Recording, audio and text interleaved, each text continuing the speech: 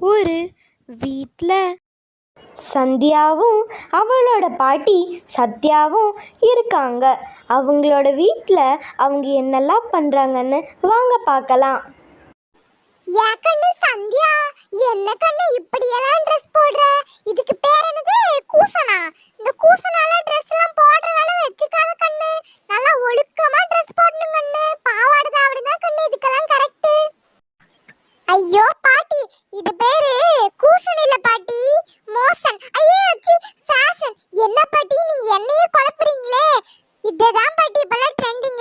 முதல்ல எங்களை மாதிரி ட்ரெஸ் போட கத்துக்கோங்க பாட்டி.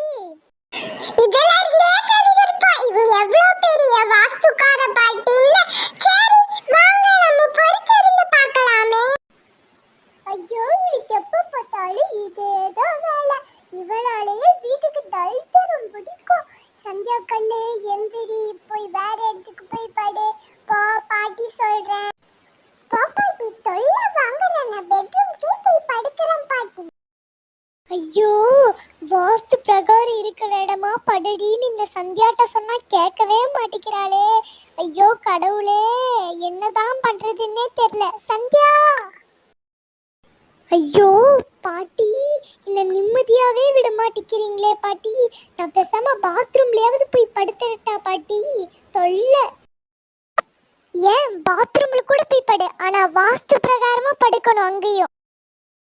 அடியே சந்தியா, என்னடி ஆச்சு? மூளைக்கீதி மழுங்கி போச்சா என்னடி? இங்க வந்து உட்காந்துருக்க. ஐயோ ஐயோ பாட்டி, இங்கேயும் வாஸ்து பிரகாரம் பார்க்க வந்துட்டியா? வா வந்து பாரு. கக்கூஸ்குள்ள வாஸ்து பிரகாரம் கரெக்டா இருக்கான்னு வந்து பார்த்துட்டு போவா. இல்ல இல்ல, இந்த வாஸ்து பிரகாரம் தான்